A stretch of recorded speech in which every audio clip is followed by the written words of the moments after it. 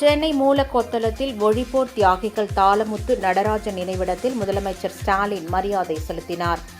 தமிழ்நாட்டில் ஒவ்வொரு ஆண்டும் ஜனவரி 25 மொழிப்போர் தியாகிகள் தினமாக கடைபிடிக்கப்படுகிறது.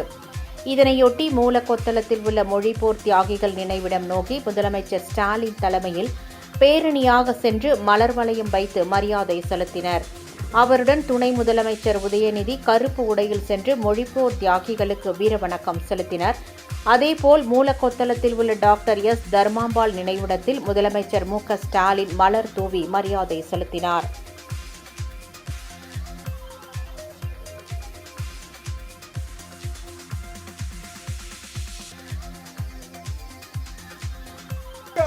வணக்கம் வீர வணக்கம் வீர வணக்கம் வீர வணக்கம் வீர வணக்கம் வீர வணக்கம் மொழிப்போரில் உயிர் நீத்த